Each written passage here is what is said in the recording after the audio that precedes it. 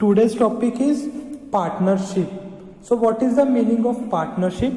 It is an association of two or more persons who have mutually decided to carry out business activities jointly and share its profit as well as losses.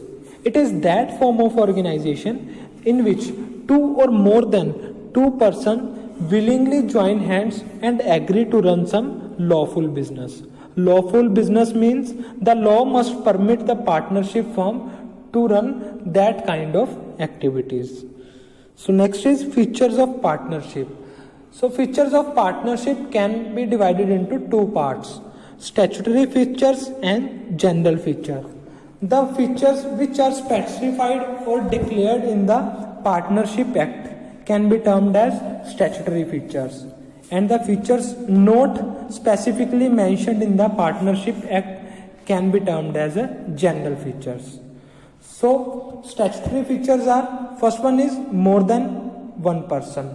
So at least two persons must pool their resources to start a partnership firm, because we know that a single individual can't be his own partner, and the maximum number of partners in a partnership firm must not exceed 50.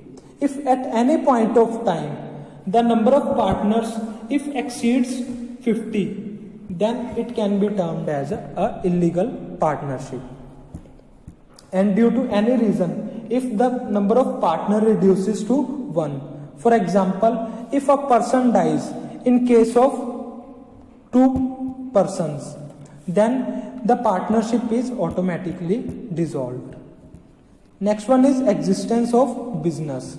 Joining of 2 or more persons can be termed as partnership only when they agree to run business, and that business must be legal one. Any illegal activity carried by a partner does not enjoy the legal sanction. And the next one is contractual relationship. A partnership comes into existence through an agreement between persons who are competent to enter into a contract. So competent person means the persons who are able to enter into a contract. So according to the Indian law, minor, insolvent and lunatic persons are not able to enter into a contract. So these persons can't be partners in a partnership firm. It is important to have a contractual agreement between the partners, and the agreement can be in the written form or it can be a oral. So next one is profit motive and sharing of profits. So the partnership agreement must specify the manner of sharing profit and loss among partners.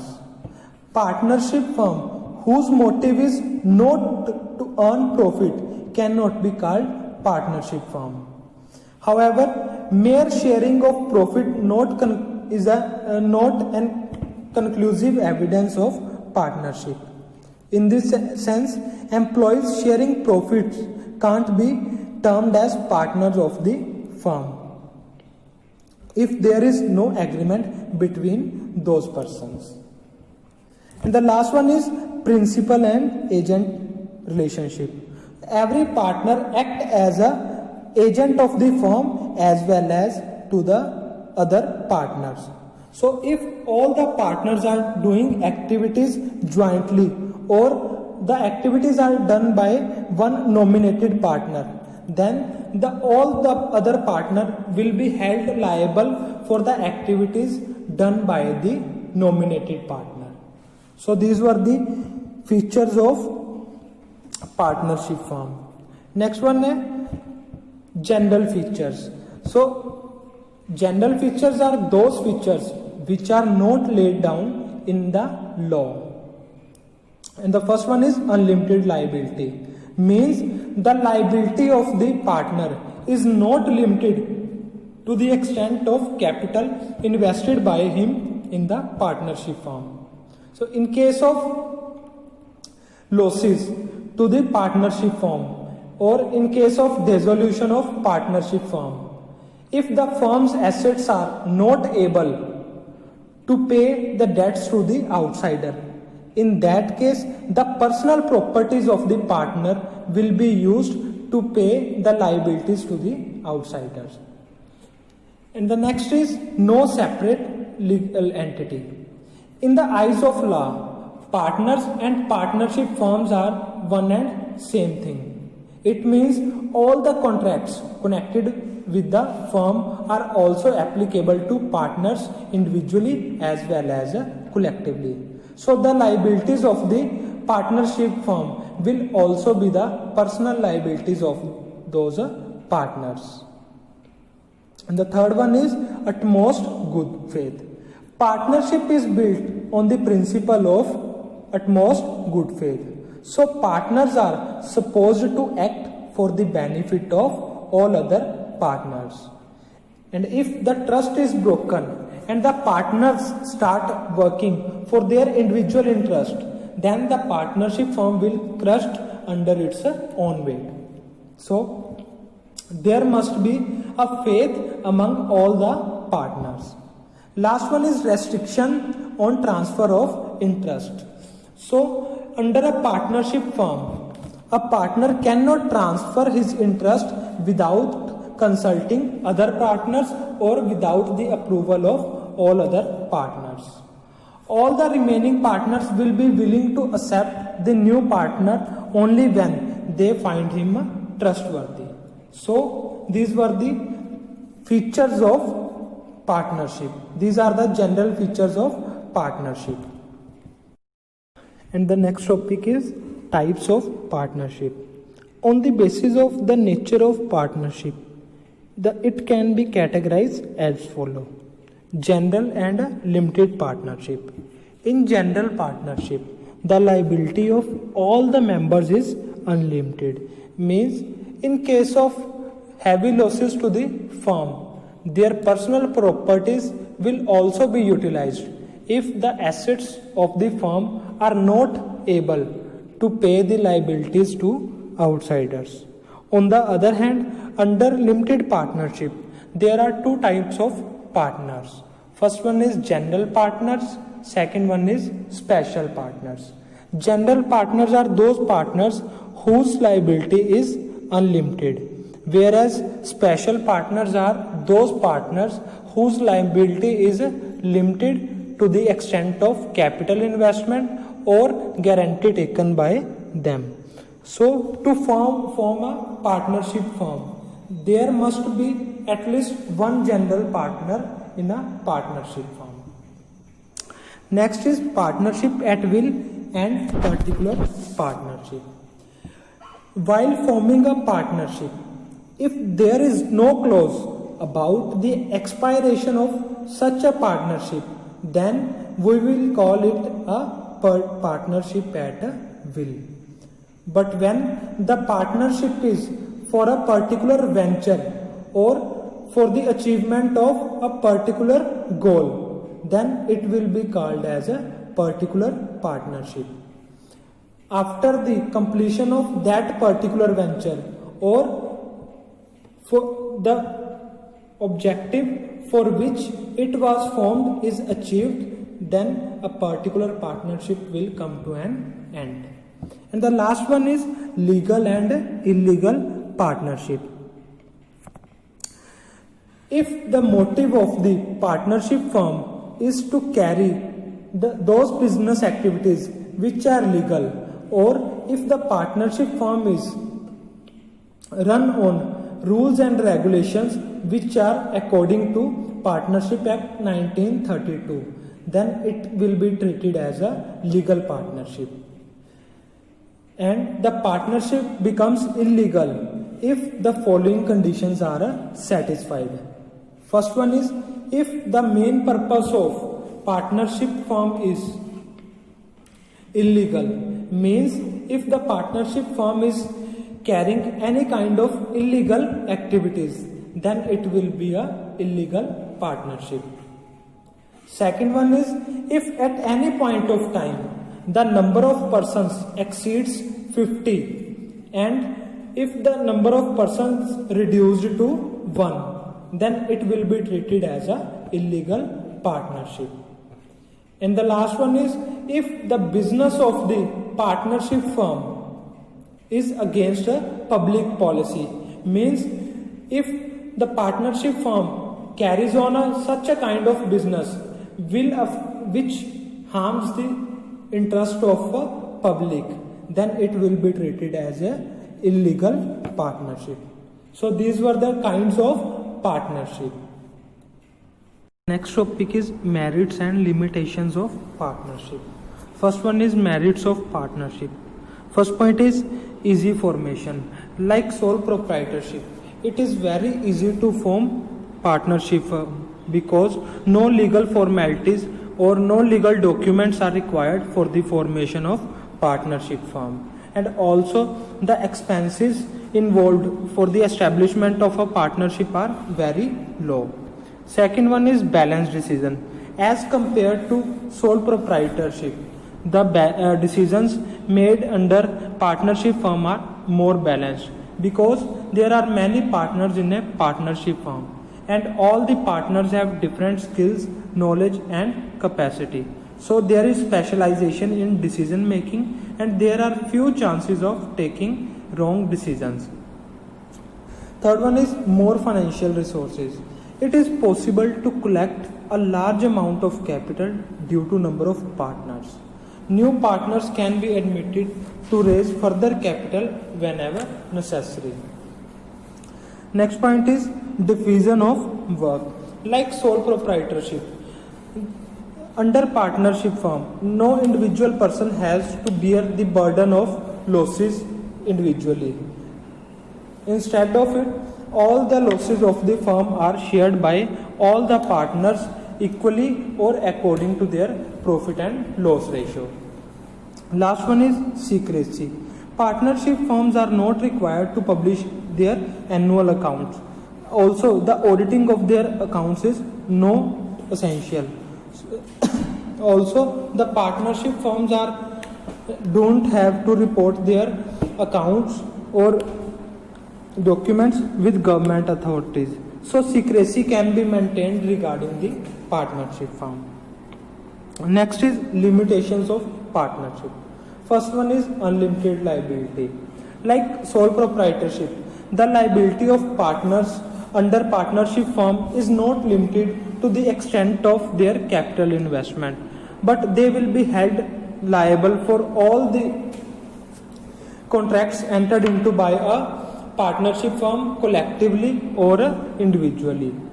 If the firm occurred any kind of loss or if the assets of the firm are less than their liabilities, then the personal properties of partners will be used to pay the outsiders' debts. Second one is limited resources. Amount of financial resources in partnership is limited to the contributions made by the partners. Number of partners can't exceed 10 in banking and 20 in other kinds of businesses. So therefore, partnership firm is not suited to undertakings in which huge capital investment is required. Lack of harmony. As we know, the success of partnership firm depends on mutual understanding and cooperation among the partners. Continued disagreement among the partners may paralyze the business or may result in the untimely death. Lack of continuity.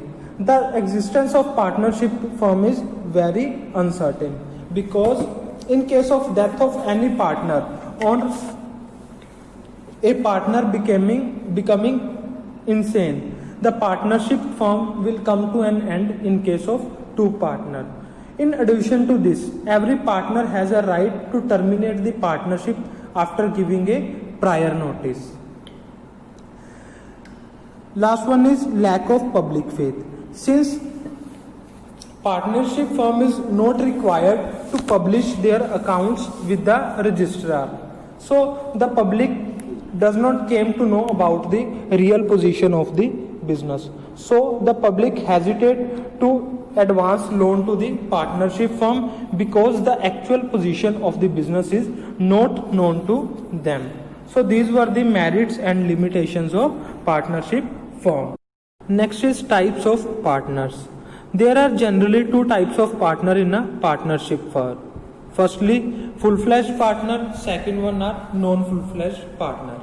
Full-fledged partners are those persons or those partners who are directly involved with the firm. They invest money in the firm, share profits and losses, and also manage business activities. And non-full-fledged partners are those partners who are not directly involved in the business of the firm. They neither invest money nor they share profit or losses of the firm. They are associated with the firm because of some special motive. So firstly, full-fledged partner. First one is active partners. Active partners are those partners who take active participation in the management of the business of the firm. They invest money in the firm and have a share in profit and loss of the firm. They have unlimited liabilities. These partners act as agent of the firm as well as agent of the another partners. Second one is sleeping or dormant partner. These are those partners who invest money and share profit and losses of the firm, but they do not take active participation in the business activities of the firm. Their liabilities are also unlimited. Last one is secret partners. These are those partners whose relationship is not known to the public. However, he has all the features like other partners, like they invest money, share profit and loss, and also take active participation in the management of the business. Next is non-full-fledged partner. First one is nominal partners. These are the persons who neither invest money nor have a share in the profit and loss, and also have no role in the management of the firm. They are called as nominal partners. The firm makes them partners because the firm wants to gain from their personal goodwill. Though they have no direct relation with the firm, yet they are answerable to the other parties as the other parties has acted on behalf of that person. Next is partner by estoppel or partner by holding out. One who is not an actual partner but presents himself to be the partner of the firm. He is liable to the person who suffers any loss by doing a business with the firm based on assumption that he is actual partner of the firm. Third one is limited partner. As the name suggests, limited partners are those partners whose liability is limited to the extent of capital investment made by them in the firm. In case of losses, they will be held liable for only those portions or to that extent to which they have invested in the partnership firm. These kinds of partners do not take active participation in the management of a partnership firm. Fourth one is minor partner. As we know, according to the Partnership or Companies Act, a minor is not capable of entering into a contract, so he can't be a partner. But if all the other partners agrees, he can be a partner in a partnership firm. But he will be a partner in the profits of the firm only. He will not share the losses of a firm. Last one is partners in profits only. Such kinds of partner is different from a minor partner. He only shares the profit of the firm, but he has unlimited liability like all other partners. So these were the kinds of partner: full-fledged partner and non-full-fledged partner. There are three kinds of full-fledged partner: active partner, sleeping or dormant partner, and secret partners. And the kinds of non-full-fledged partner are nominal partners, partner by estoppel, limited partner, and nominal minor partners, and partners in profits only. And the next topic is minor as a partner. So who is the minor? Minor is that person who has not completed the age of 18 years. According to section 30 of Partnership Act, a minor cannot enter into a contract. So any contract with a minor is a void. So if minor refuses to perform the contract, the other party cannot sue him for the implementation of the contract or for the performance of a contract. But a minor can be admitted into the firm for the profits only if all the partners agree for admitting a minor as a partner. So the rights and responsibilities or position of a minor can be divided into two categories. First one is position of a minor before attaining majority. Second one is position of a minor as a partner on attaining a majority. So first one is position of a minor partner before attaining majority. So what are the rights available with the minor partner before attaining majority? First one is right to share in profit and assets. A minor has a right to get that share of profits and assets which was decided at the time of his admission into the partnership firm. It must be kept in mind that a minor is not liable or will not share any share of loss. He will be admitted into a partnership firm only to share profits. So if there is any loss, then that loss must be bear by all other partners. Right to inspect the books of account.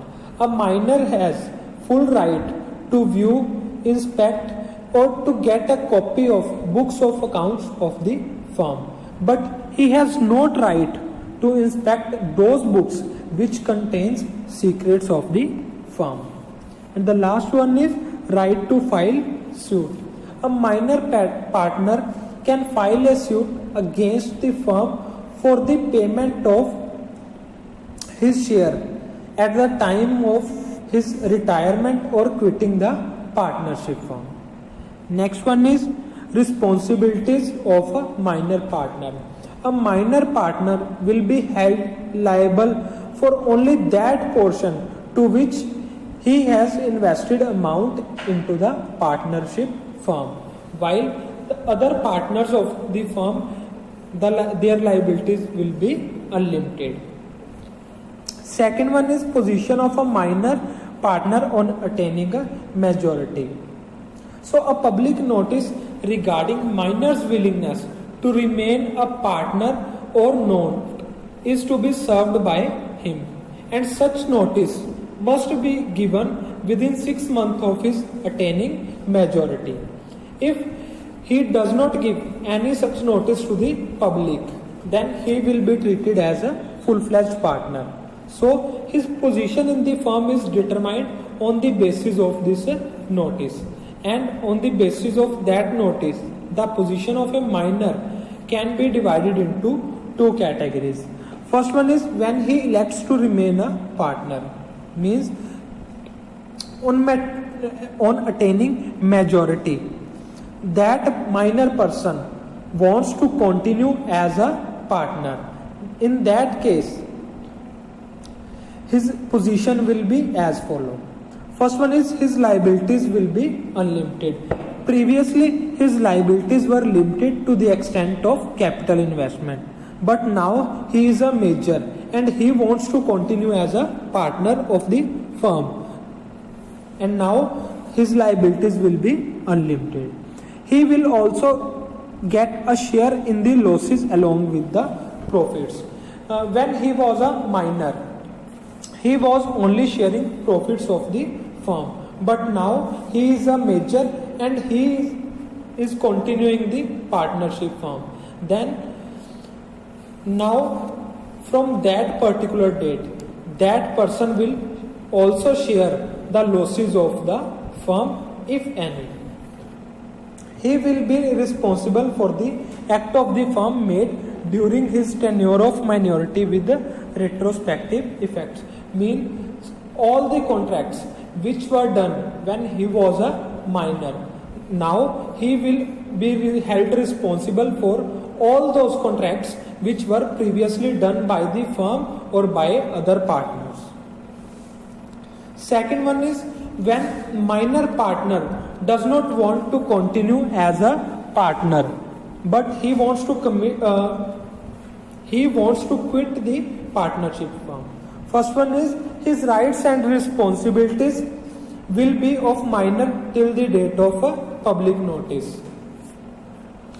The second one is he will not be responsible for any act of the firm after giving a public notice. So any contract which is done by the partnership firm after the retirement of a minor partner, he will not be held responsible for all those contracts after giving that notice. Last one is he has the right to file a suit against other partners for demanding a share in the assets and profits. That person can file a suit against partners and firm for his share of profits when he is quitting the partnership firm. And the next topic is partnership deed. As we know, the agreements can be oral or written, but an oral agreement is subject to misinterpretation and results in disagreement among the partners. So to avoid any kind of dispute and disagreement, it is essential to give written form to that particular agreement. So whenever agreement is in the written form, then it is known as a partnership deed. So it is a document. Partnership deed is a document that outlines in detail the rights and responsibilities of all the parties to a business. It is helpful in preventing disputes and disagreements over the role of each partner. So what are the contents or details which must be mentioned in the partnership deed? First one is nature and address of the firm.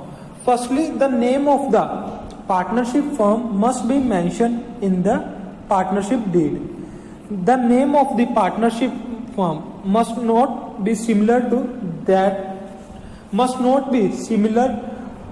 the name of other firms, or it must not be on the name of a king, queen, crown or other person's name. Name and address of partners. Full name and address of all the partners must be provided in the partnership deed. Third one is duration of partnership.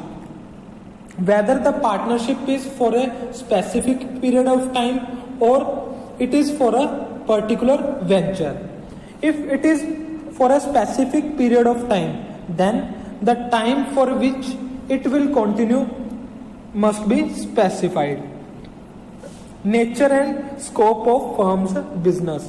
What kind of business activities must be done by the partnership firm? Whether it will be a manufacturing concern or it is a trading concern. And also the scope of these activities must be mentioned. Means the area in which the partnership firm will operate, like whether it will operate at local level or state level or national levels. Contribution of capital by partner. The capital contributions made by each partner must be specified in the partnership deed. And if the partners were allowed interest on their capital is also provided. And if yes, then how much rate of interest will be provided to partners will be mentioned. Profit and loss ratio. It is not necessary that the profit and losses will be shared in the ratio of capital investment. It can be other ratios as well, depending upon the amount of work done by each partner. Commission and salary of partners. It is not necessary that all the partners take active participation in the management of business activities. So if a person is devoting more time to the partnership firm than other partners, then he will be paid more in the form of salary or a commission.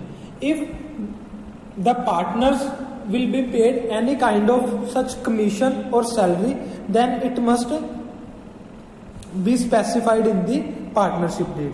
Loan to and by partners. The deed must clearly state whether the firm can give or take loans from the partners or not. If yes, then what will be the rate of interest on such kind of loans? Next is drawings and interest on it. Whether the partners can withdraw any money from the firm's account for their personal use or not. If so, the deed must specify the limit of such drawings and the interest payable on them. Next is audit of books and accounts. The partnership deed must clearly specify the mode of keeping firm's book and the way the final accounts to be prepared. It must also specify the method of auditing of books and who will be the auditors of the firm. Rights, duties and liabilities of partners. The partnership deed must clearly specify the various kinds of rights available with the partners and their what are their responsibilities toward the firm will also be mentioned in the partnership deed. Next is admission and retirement of a partner. The admission or retirement of a partner must be according to the provisions of law. If there is any special provision agreed among the partners, it must be stated in the partnership deed. Next one is dissolution of partnership. The deed must specifically state the circumstances under which the firm can be dissolved. Means under what kind of circumstances the business activities of partnership firm will be stopped. Death of a partner and his succession. In case of death of a partner, in what form his share of profit and assets will be discharged. If whether his successor can be admitted into a partnership firm or not will also be specified. Violation of partnership rules. If a partner violates the partnership rules, then what steps will be taken against the erring partners? It must be specified in that partnership deed. Last one is arbitration clause. In case of disagreement or disputes among the partners, whether it will be subject to arbitration or not. If it is agreed to be so, the deed needs also to specify how the arbitrator will be appointed and what will be his rights. So these were the contents or informations which must be provided in the partnership deed. The next topic is formation or registration of a partnership firm. So according to Partnership Act 1932, it is not necessary for a partnership firm to get himself registered under the Act for its formation. But if a firm is registered, then he can enjoy certain benefits. So it is always useful to get the firm registered under the Act. So what is the procedure for registration? For the purpose of registration of firms, all the state governments have appointed registrar of firms. So if a firm wants to get registered himself under that act, he has to fill a prescribed form per forma and then he has to submit that pro forma with prescribed fees to the registrar of a firm. And the kind of information which will be provided in that pro forma is as follow. First one is name of the firm. The name of partnership firm must be mentioned in the pro forma. Head office of the firm, and also the other places in case of branches of that particular firm. Then the area of other branches must be mentioned in the pro forma.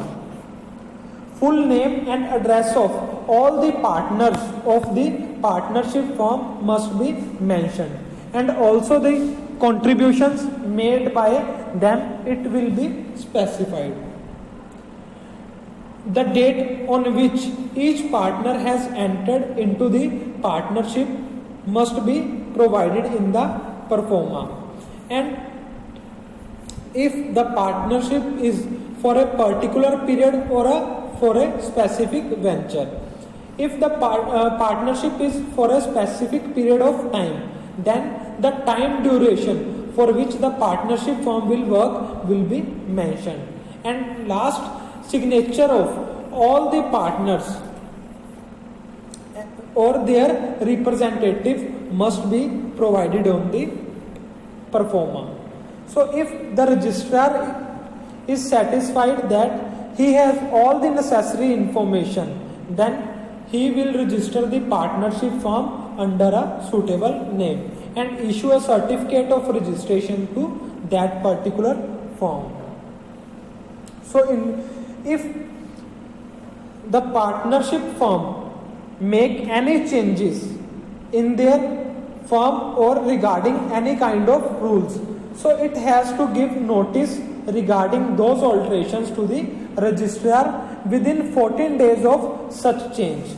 So in what circumstances it has to give notice to the registrar? First one is when the name of the firm or the main business is changed. If the firm has changed the main motive of its business activities or the nature of its activities, or it has changed the name of their partnership firm, then it must be informed to the registrar. Second one is when there is a change in the name or permanent address of the partners. If a new partner has admitted into a partnership firm or a partner has retired from the firm, then the notice or information regarding admission or retirement or their address must be given to the registrar. When business has been closed down at some place or it has been started at some other place, if the partnership firm has stopped doing business activities on a particular place and it has started the business activities on a new place, then such information must be provided to the registrar. When a new partner has joined the firm or some partner has died or some partner has retired from the firm, the information about a minor partner becoming an adult. If a minor partner was acting as a partner, now he becomes a major and he wants to continue as a partner in the partnership firm, then his consent must be sent to the registrar of the firm. So if a firm does not want to get himself registered, then what are the disadvantages of non-registration? First one is no partner can take any legal action against any other partner. So if the partnership firm is not registered, no partner can sue other partners. Second one is no partner can initiate proceeding against the firms in order to get its rights. Means no partner can sue the partnership firm for his rights. Firm too cannot start proceeding against any partner. In the similar way, the partnership firm will not be able to sue the partners as well. Last one is firm cannot proceed against other parties. Means the firm cannot sue the outsider parties for their claims. Next one is advantages of registration. First one is benefit to the firm. Firm gets the right of filing a case against external parties in the court. Means if the firm is registered, then he can file a suit against the outsider parties. Second one is benefits to the partners. If the firm is registered, then the partners can sue the partnership firm as well as other partners for the protection of their rights. Third one is benefits to incoming partner. The incoming partner of a registered firm is capable of pleading for his rights, while in case of non-registration of the firm, he has to depend solely on the honesty of other partners. Next one is benefits to outgoing partner. There are two possibilities when a partner gets separated from the partnership firm. First one is on the death of a partner. If the firm is registered and some partner dies during the business activities, then his successors are not liable for his activities in the firm. Hence, to save themselves from these responsibilities, they do not have to give any public notice to this effect. Second one is on the retirement of a partner. After giving information to the registrar, the retiring partner will not be responsible for any liability of the firm from the date of giving this information. If he does not give information regarding his retirement, then he will be held responsible for the activities of the firm as long as the public notice about his retirement is not issued. So these were the advantages and disadvantages of registration of a partnership firm.